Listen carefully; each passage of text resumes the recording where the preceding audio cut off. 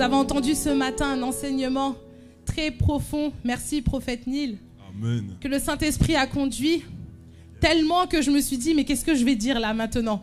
Parce que le Seigneur m'a aussi apporté un message de correction pour vous.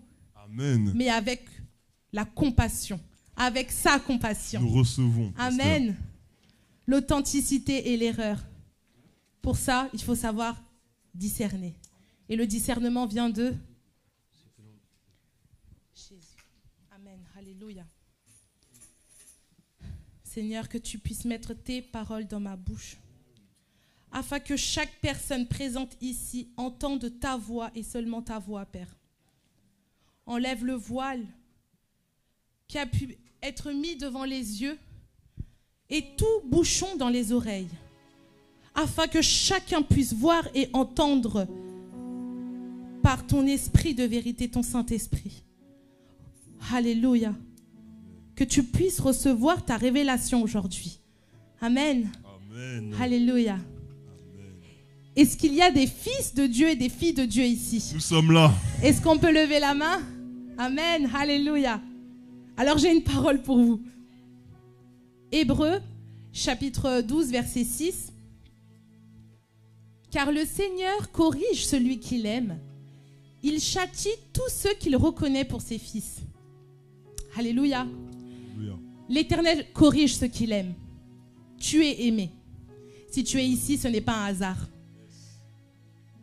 Et je suis convaincue que le Saint-Esprit va te parler et t'apporter des révélations qui sont propres à toi. Je reçois. Amen. Disposons nos cœurs. Alléluia. Alléluia. Ce que le Seigneur m'a mis à cœur de partager avec vous cet après-midi, c'est sur le thème, l'homme spirituel, dans l'erreur. Amen. Amen. Est-ce que vous me suivez? Nous sommes là, pasteur. 1 Jean 4, 6. Je vais m'appuyer sur les versets à chaque fois. Je vais les lire pour vous. Nous sommes de Dieu. Celui qui connaît Dieu nous écoute. Celui qui n'est pas de Dieu ne nous écoute pas. C'est ainsi que nous distinguons l'esprit de vérité et l'esprit de l'erreur. Alléluia. C'est ainsi que nous distinguons l'esprit de vérité et l'esprit de l'erreur. Alors, le mot erreur ici, je l'ai cherché et en grec, c'est planer. On dit planer, ce qui signifie imposture, égarement, séduction. C'est une errance, quelqu'un qui est détourné de la bonne voie. Voici l'origine du mot erreur. Dans ce monde spirituel, il y a deux forces qui s'affrontent. L'esprit de la vérité et l'esprit de l'erreur. L'esprit de la vérité et l'esprit de l'erreur. Amen. Si l'homme spirituel qui est en toi ne marche pas dans la vérité, tu es dans l'erreur.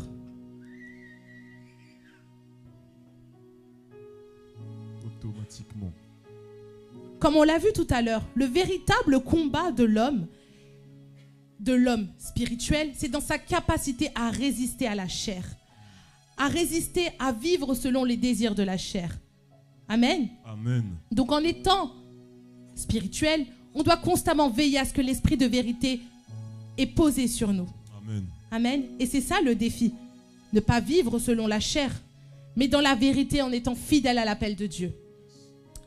Alors, ce verset, je pense, tous les versets nous parlent, mais ce verset pour ce message va nous expliquer que la chair même est dans l'erreur. Genèse 6, verset 3. Je vais vous lire les deux versions.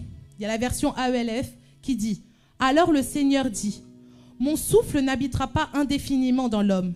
Celui-ci s'égare, il n'est qu'un être de chair.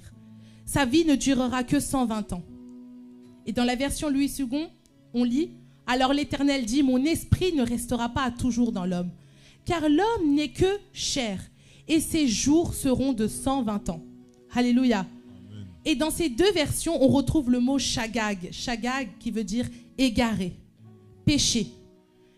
l'homme charnel s'égare, il pêche, continue de pécher, même involontairement. Et cet homme spirituel se bat contre l'homme charnel. Donc le combat, il avait déjà commencé à ce moment-là. Plus les années passent, plus Dieu voit le péché s'amplifier. Parce que l'homme est fait de chair. Et dans cet égarement même, la vie de l'homme charnel est réduite. Et ça, c'est pas nous qui le décidons, c'est l'Éternel qui l'a décidé. Amen. Amen. Donc quand il y a erreur, et qu'on te dit quelle est l'erreur, au moment même où tu connais qu'il y a une erreur, c'est qu'il y a quelque chose à corriger. Yes. Et à partir de là, tu connais la vérité. Amen.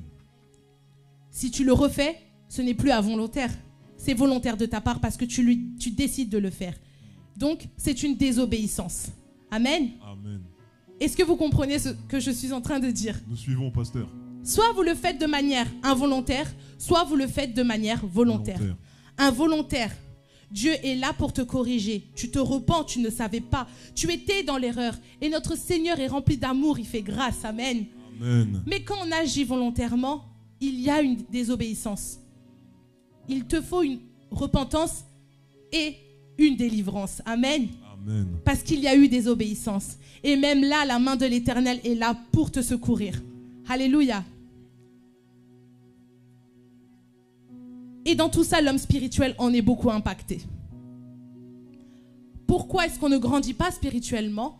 Pourquoi est-ce qu'on stagne spirituellement? Pourquoi, pasteur? Soit on est dans l'erreur et vous ne savez pas qu'il y a quelque chose qui vous lie, quelque chose que vous faites charnellement qui vous lie au quotidien. Ou sinon tu le sais et tu nourris ta chair de manière délibérée. Le Seigneur, il dit... Mon souffle n'habitera pas indéfiniment dans l'homme. Celui-ci s'égare, il n'est qu'un être de chair. Donc l'Esprit de Dieu, au bout d'un moment, il ne peut plus. L'Esprit de Dieu est là, il veut t'aider. Mais si toi, volontairement, tu continues d'être à côté de la vérité, tu refuses la vérité, l'Esprit de Dieu se retire de toi. My God. Et là arrive la mort spirituelle, la mort de l'homme spirituel. Amen. Amen. Alléluia. Est-ce que vous me suivez encore? Yes. Amen. Amen, amen. Par exemple, je pense que vous connaissez tous l'épisode où Pierre tranche l'oreille parce que ils viennent arrêter Jésus. Oui? Très bien. Jésus il réagit immédiatement. Et qu'est-ce qu'il fait? Non seulement il guérit l'oreille, mais en plus il réprimande Pierre. Yes. Pierre, il a agi dans un coup de stress et il a voulu protéger Jésus.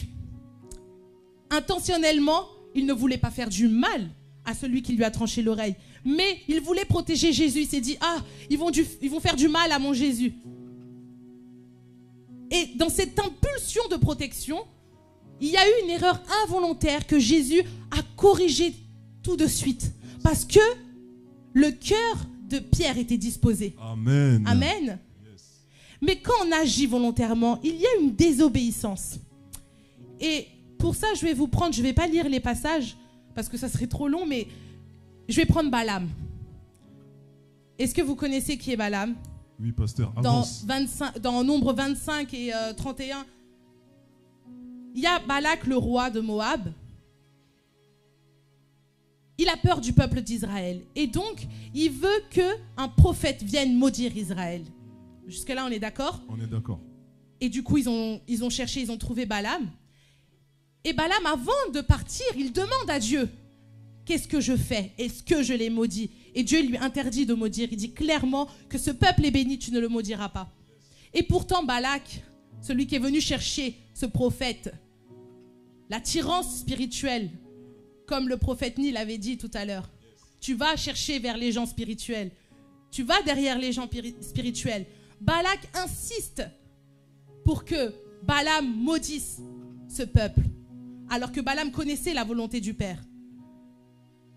Et Balaam,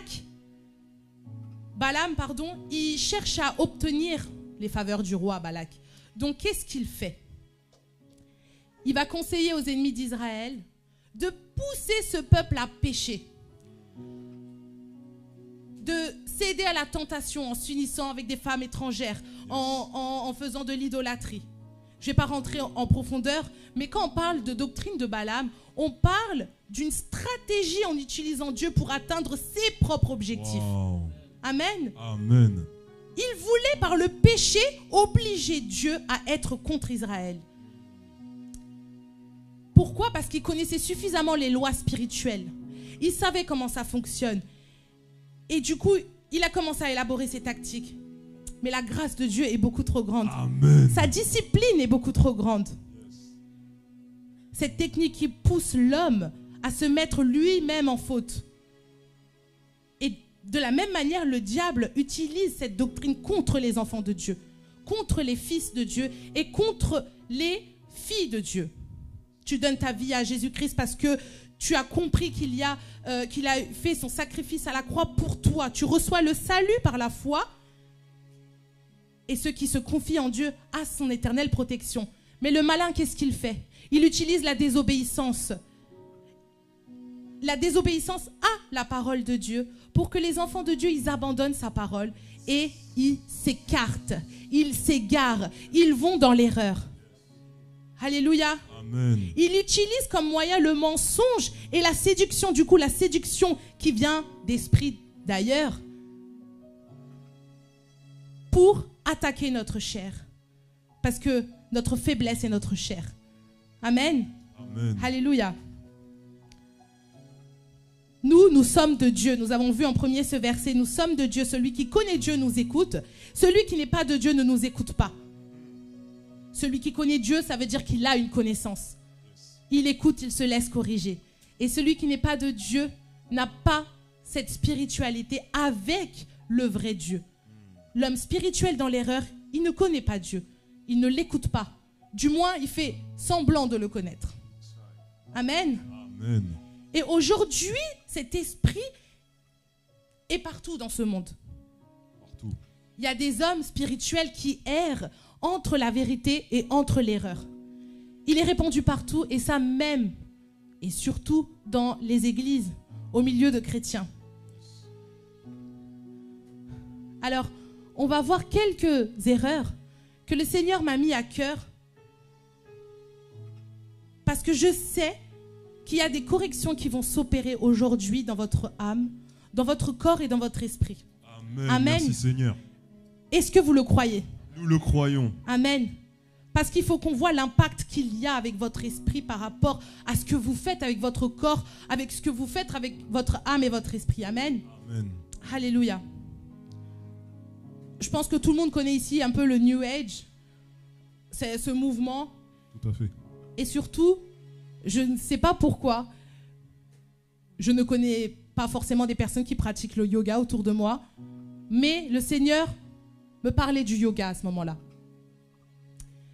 Et ce mouvement de New Age, il entraîne les personnes à se connecter avec tout, absolument tout, que ce soit des objets, la nature, les animaux, tout en gardant une base spirituelle. Le yoga, c'est spirituel.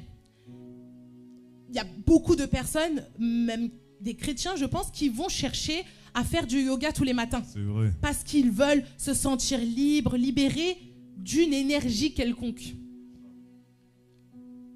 Et je ne sais pas si vous le savez, mais le mot yoga, il provient du mot jug, donc jug en sanskrit. C'est une langue classique de l'Inde. Et ça signifie unir, connecter. Et elle est étroitement liée à la religion hindouiste. Wow. Et je suis partie du coup aussi chercher dans le dictionnaire pour voir, mais le yoga, qu'est-ce que ça signifie pour les personnes qui le font? Donc, le Larousse, ce n'est pas moi, mais le Larousse, il dit, le yoga est une discipline spirituelle et corporelle issue de cette méthode et qui vise à libérer l'esprit des contraintes du corps par la maîtrise de son mouvement, de son rythme et de son souffle. Et du coup, bon, je cherche, je me suis dit, je ne vais pas vous parler du yoga alors que je n'y connais absolument rien. Du coup, je commence à chercher, je cherche et je vois qu'il y a des enquêtes qui ont été faites et plus de la moitié de personnes qui pratiquent le yoga ont des poussées d'énergie soudaines et c'est l'éveil de la Kundalini, ça se dit. Hey. Et cette énergie elle se manifeste par un flux qui monte le long de la colonne vertébrale. Ah bon? C'est assez fréquent. Et c'est souvent décrit comme un serpent enroulé à la base de la colonne vertébrale. Et c'est ce qui s'appelle le chakra racine. Je pense que vous avez souvent entendu le mot chakra. Il y a une expression qui dit ouvrir ses chakras. C'est vrai. C'est ouais. devenu une expression banale. Et souvent, ça signifie pour la personne qui l'emploie, ouvre-toi. Ouvre-toi, ouvre ton esprit à ce que je dis quand je te fais une blague ou un conseil. Et pourtant, au moment même où tu ouvres tes chakras, comme on dit, tu ouvres des portes pour que des esprits qui ne viennent pas de Dieu rentrent en toi, s'installent en toi. Et il te donne une capacité spirituelle, mais une capacité qui ne vient pas de l'esprit de la vérité, qui vient d'esprits impurs et qui leur donne une certaine énergie. Amen. Amen. Et ces pratiques-là, ils t'invitent à te connecter avec tous les esprits qui bougent. L'esprit de la chaise, l'esprit du canapé, l'esprit de l'éléphant, tous les esprits qui bougent. Est-ce que vous comprenez ce que je suis en train de vous dire? Oui, pasteur. Alors que la parole dit de créer une connexion seulement avec ton Créateur. Amen. Amen. Et moi, je pense que Dieu, il veut vraiment ramener... Il veut ramener quelqu'un à voir ce que notre œil humain ne voit pas. Amen. Amen. Yes. Et là, j'attire votre attention sur une autre erreur que le Saint-Esprit m'a vraiment mis à cœur. Les chants spirituels. Avance, pasteur. On le sait, tout le monde sait, il y a une spiritualité dans les chants. Les sorciers aussi utilisent les chants comme... Ils utilisent les sons, les fréquences, les rythmes, les vibrations pour amplifier leur puissance. Et ils appellent ça le pouvoir enchanteur de la musique. Et je pense qu'on apprend ça même aux enfants. Même Disney. Il y a ces chants qui t'entraînent dans un monde féerique, soi-disant. Frozen. Et au final, ces légendes ne sont pas fausses. Je pense que vous avez aussi entendu parler des sirènes qui attirent avec leur belle voix les pauvres pirates ou marins vers leur perte. Spirituellement, ça existe. Ça existe. Et ces chants qui te ramènent dans des transes facilitent l'accès à tous les esprits impurs autour. Et on le voit même dans les chansons mondaines, quand il y a des célébrités qui viennent, qui chantent, et il y a des personnes qui rentrent en transe, qui s'évanouissent, ils ressentent des vibrations. C'est réel, on le voit.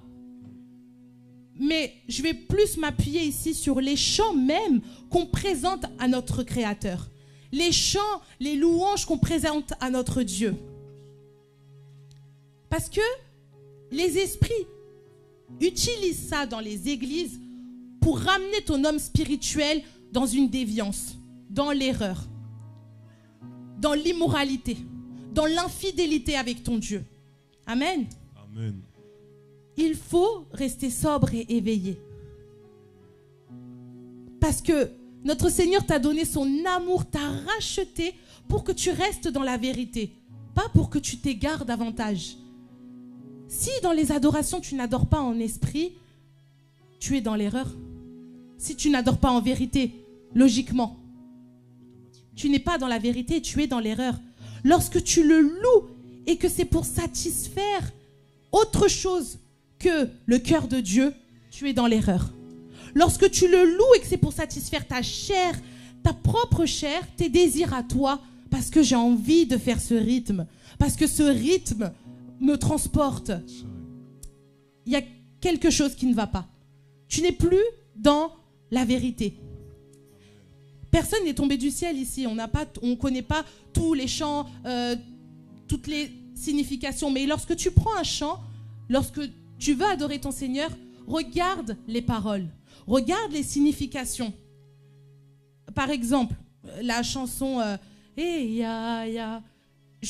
La première fois, je ne savais pas ce que ça voulait dire. J'allais pas le chanter sans même savoir ce que ça veut dire. Alors je suis partie chercher la signification et c'est je suis. Je suis là en grec. Amen. Amen.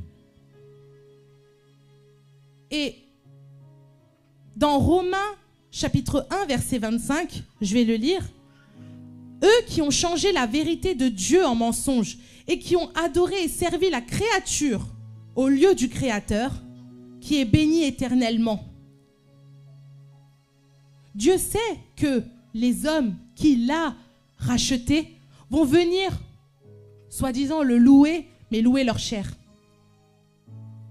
Il le sait. Quand on chante, il faut chanter en connaissance de cause. Amen. Des fois, tu peux te retrouver avec des chants qui font des millions de vues, hein, que dans toutes les églises on chante.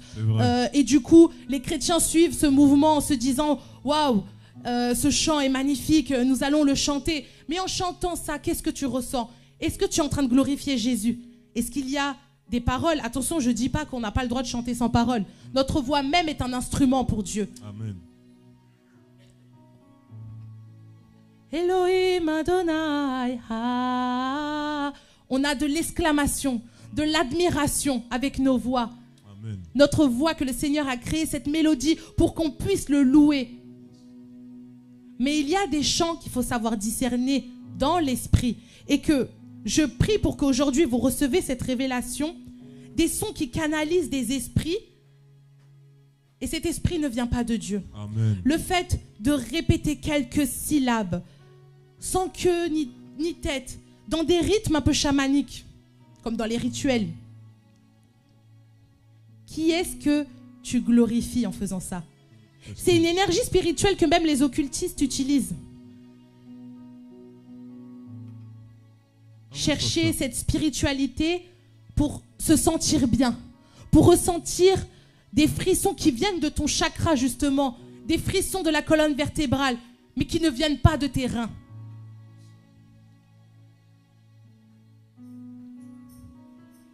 Il faut avoir une vigilance par rapport à ça. Que ton homme spirituel ne tombe pas dans la déviance. Amen. Ne tombe pas dans l'erreur. Et c'est vrai, on dit entretenez-vous avec des psaumes, c'est dans Éphésiens 5, 19, avec des hymnes, par des cantiques spirituels. Oui, par des cantiques spirituels, mais en restant dans l'esprit et dans la vérité. Amen. Amen. Le discernement dans l'esprit, il est tellement important pour que vous sachiez qu'est-ce que vous donnez réellement à l'Éternel. Quelle adoration on lui donne? Qui adore-t-on? Amen, alléluia. Amen. Il y a un réel danger de confondre l'esprit de vérité avec l'esprit de l'erreur. Parce que le diable utilise dans le spirituel même qu'un film transparent pour pas que vous voyez la différence entre les deux. Yes. Et la troisième erreur que le Seigneur m'a mis dans le cœur, c'est de ne pas nourrir correctement ton homme spirituel. Et ça, j'appelle ça une maladie. C'est une maladie parce que si tu ne nourris pas correctement ton corps, l'homme spirituel, si tu ne nourris pas correctement l'homme spirituel, il y a une anorexie spirituelle. Wow. Et il y a... Cette maladie, elle est en train de se répandre, justement. Parce que tu te connectes aux mauvaises choses et tu te dis, bon, je suis là, je vais lire un article, je vais écouter un chant, mais où est ton temps que tu consacres pour l'Éternel réellement? Hey. Comment est-ce que tu nourris ton homme spirituel? Vous savez, la définition même de l'anorexie, c'est une peur intense de prendre du poids. Une peur. Une peur intense que l'homme spirituel prenne du poids. Et cette peur, elle concerne les personnes nées de nouveau. Si tu ne te nourris plus, tu marches vers la mort. Si ton homme spirituel ne se nourrit pas correctement, il marche petit à petit vers la mort. Et du coup, en restant dans l'anorexie, c'est pas joli, mais j'ai vu aussi les anorexies boulimiques, ça existe. Et spirituellement, qu'est-ce que tu fais? Déjà, une personne anorexique boulimique, qu'est-ce qu'elle fait? Elle a des crises alimentaires et ensuite, elle rejette tout, selon son état d'âme. Spirituellement, tu veux lire, tu veux manger la parole de Dieu, agir selon la parole de Dieu par rapport à ce qui t'intéresse, par rapport à ce que tu aimes pour ton propre confort, pour ta propre chair, pour ton propre plaisir. Et au final, tu le fais tout vomir par rapport à ton état d'âme. Wow. Et dans Apocalypse 3,16, il est écrit justement, parce que tu es tiède et que tu n'es ni froid ni bouillant, je te vomirai de ma bouche. Le tiède, c'est celui qui connaît l'évangile. C'est celui qui connaît la vérité. Et pourtant, même en connaissant tout l'amour que Jésus a donné, même en connaissant, même en voyant les miracles comme ce matin, mais quel médecin peut agrandir un pied, une jambe? Aucun. Quel médecin peut remettre les deux jambes à la même hauteur? Zéro. Nous l'avons vu ce matin. Yes. Notre Dieu est un Dieu miraculeux. Amen. Il n'y a personne qui peut l'égaler. Personne. Personne. Même en voyant ça, on se détache de lui pour se rattacher à notre chair. Vraiment. Alléluia. Alléluia. C'est un fait que l'on voit et pourtant, on ne cherche pas à comprendre. On ne cherche pas à comprendre pourquoi. Pourquoi est-ce que nous ne voulons pas nous absorber de la connaissance de Dieu? Parce que si nous avons la connaissance de Dieu, l'homme spirituel qui est en nous reste en bonne condition. Amen. Amen. Est-ce qu'on peut lire ensemble Matthieu, chapitre 13, verset 15. Le cœur de ce peuple est devenu insensible, a fait observer Jésus. Et de leur oreille, ils ont entendu avec indifférence, et ils ont fermé leurs yeux, de peur qu'ils ne voient de leurs yeux et n'entendent de leurs yeux, et n'en saisissent le sens avec leur cœur, et ne reviennent, et que je ne les guérisse. Est-ce que vous comprenez ce verset? On connaît la vérité. Et pourtant, certaines personnes ne tirent pas profit de cette guérison, parce qu'ils sont insensibles. Et du coup, ils ont préféré être spirituellement malades, faibles. Même des chrétiens qui sont... Ils ont préféré rester spirituellement malades et faibles. Donc tu restes dans une infection spirituelle parce que tu ne veux pas que Jésus te guérisse. Mais je sais aujourd'hui qu'au moment même où je suis en train de vous parler, le Saint-Esprit est en train de vous remémorer comme des souvenirs ou comme des faits qui ont eu lieu. Et à quel moment est-ce qu'on a rejeté la vérité? Amen. C'est aussi facile de s'empoisonner avec des enseignements infectés par des idées démoniaques que d'être empoisonné par un aliment qui est du poison.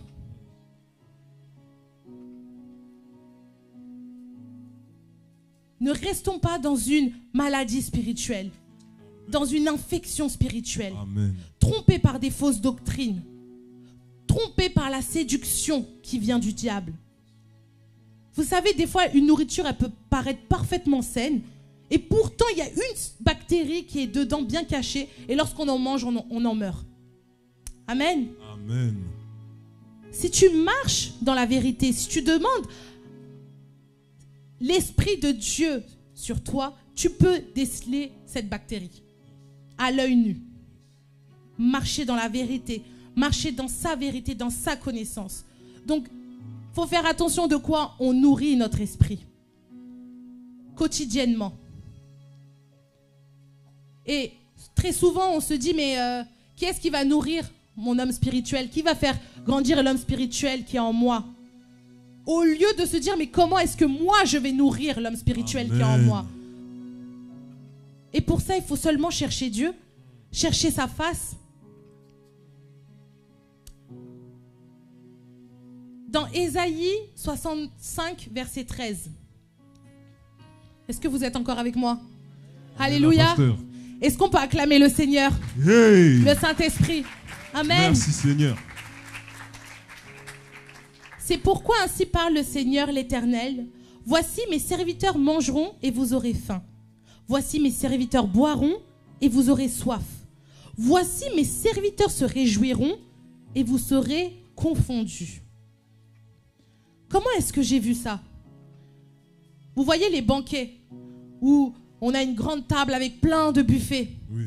L'Éternel, il promet un banquet à ceux qui veulent y faire honneur, à ceux qui honorent notre Dieu. Amen. Donc, j'ai imaginé, le banquet, il est là devant toi. Il y a de la bonne nourriture de Dieu. Mais toi, tu te laisses mourir de faim.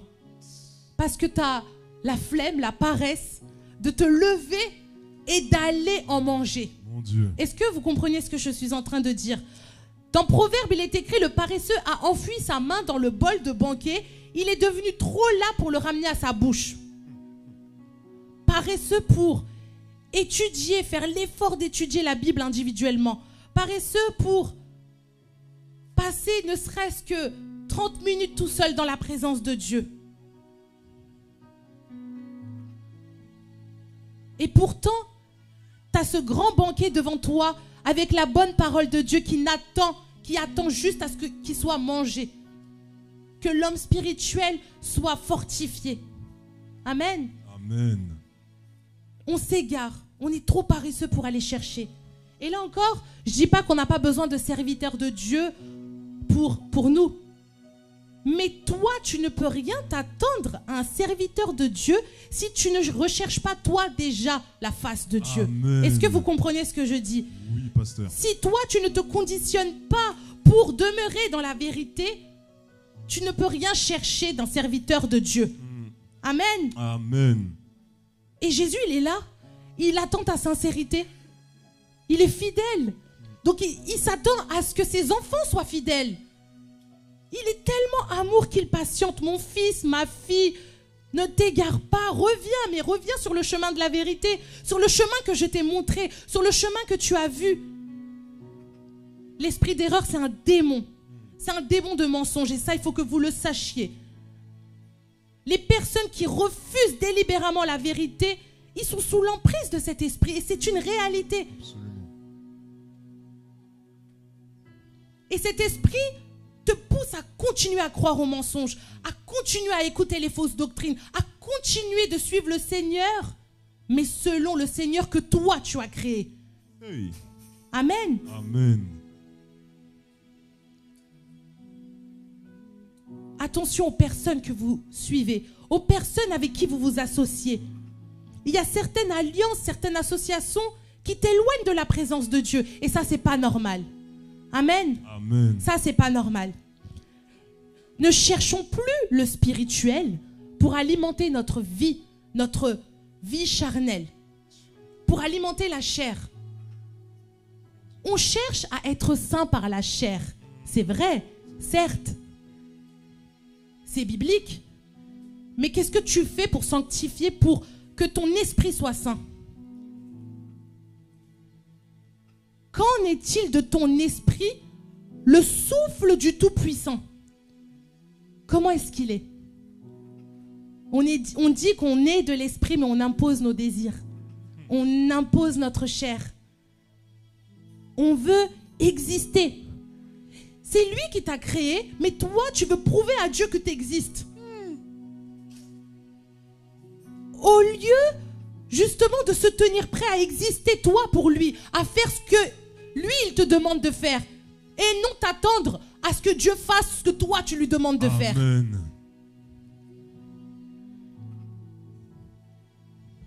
Il faut renoncer à cette imposture. Renoncer à ce mensonge. Tout à l'heure, nous avons vu le verset 1 Jean 4, 6 qui dit nous sommes de Dieu. Celui qui connaît Dieu nous écoute. Celui qui n'est pas de Dieu ne nous écoute pas. C'est ainsi que nous distinguons l'esprit de la vérité et l'esprit de l'erreur. Esprit de vérité qui veut dire aletheia. Aletheia en grec qui veut dire authenticité. Cette authenticité. Pas une pauvre copie comme prophète Nil a dit. C'est la vérité qui va vous affranchir aujourd'hui. Amen. Est-ce que vous voulez rester dans l'authenticité ou être dévié dans l'esprit de l'erreur? Parce que c'est la connaissance de la vérité qui va vous délivrer aujourd'hui. Amen. Et pour ça, il faut aimer la vérité. Il faut la mettre en pratique chaque jour. Et que cette vérité soit votre ceinture qui vous supporte. Pourquoi est-ce qu'on met une ceinture? Portez le pantalon. Pour pas que notre pantalon il tombe. Pour pas qu'on voit notre nudité. Si vous n'avez pas cette ceinture de la vérité, vous êtes comme nu. On voit tout. Le malin voit ce que toi, tu ne vois pas. Et pour ça, il faut mettre la ceinture de la vérité. Amen. Dans toutes les parties les plus intimes de ta vie, il faut mettre cette ceinture de la vérité. Amen. Amen. Parce que si cette vérité, elle n'habite pas en nous, il y aura forcément des failles. Alléluia. Amen.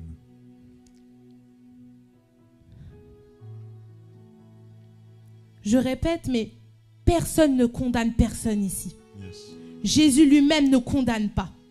Si on parle d'erreur, c'est qu'il y a une correction profonde, une correction qui se fait dans l'amour du Christ. Amen. Merci Seigneur. La honte, on la jette. Yes. La culpabilité, on la jette. Le rejet, on la jette. Nous, ce qu'on veut, c'est l'esprit de vérité, ton esprit à toi. Amen. Et peu importe tout ce que je dois jeter, je jette, je jette, je jette. Tout ce que je veux, c'est ton esprit. Amen. Amen. Yes. Ne soyez plus des caméléons. Des caméléons qui vont s'adapter, sa couleur elle va s'adapter à son environnement. Se fondre dans le monde, se fondre dans l'erreur. Donc, on veut être dans la vérité aujourd'hui et demain, on va se fondre dans l'erreur parce que la majorité est comme ça. Ce n'est pas de l'authenticité, ce n'est pas la vérité. Et justement, Jésus est venu pour établir la vérité. Amen. Et pour ça, il faut que tu le veuilles. Il faut que ton cœur soit prêt à se dire, oui, je veux rester dans la vérité. Je veux que l'homme spirituel qui est en moi marche selon le Saint-Esprit, la vérité, l'esprit de la vérité. Est-ce qu'on peut se lever? Nous allons justement prier pour ça. Amen. Soit tu es dans l'erreur involontairement. À ce moment-là, tu t'attends à ce que le Seigneur te corrige en te repentant et en disant, mais Seigneur, j'ai fait telle chose, je ne savais pas. Je ne veux plus être dans l'erreur, je veux rentrer dans ta vérité. Soit tu es volontairement en train de désobéir à Dieu et à ce moment-là, tu veux te repentir pour avoir ta délivrance. Amen. Amen. Cette parole, elle est vraiment pour toi. Est-ce qu'on peut un moment vraiment se rappeler, se remémorer? Parce qu'on ne peut pas venir se repentir sans savoir pourquoi. Qu'est-ce que j'ai fait? Pourquoi est-ce que je demande pardon à Dieu? Non, demandez au Saint-Esprit de vous remémorer toutes les choses qui ont pu se passer dans vos vies, que ce soit hier, même il y a 5 minutes, ou avant-hier, ou il y a 10 ans.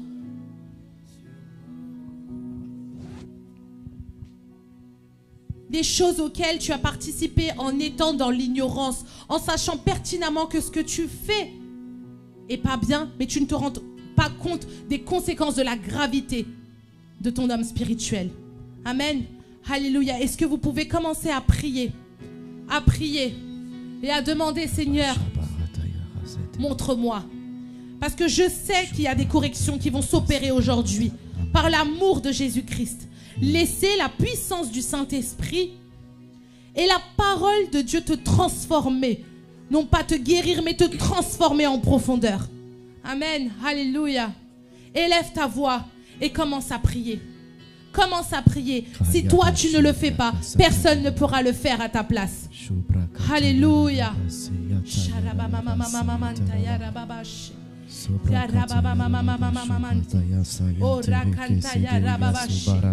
Oh, tu as peut-être fait rentrer des esprits qui t'empêchent de grandir, qui empêchent l'homme spirituel qui est en toi de grandir. Cherche la lumière qui est en toi. Le Seigneur voit cette lumière. Elle attend qu'elle brille. C'est à toi de la faire briller. Élevons les voix.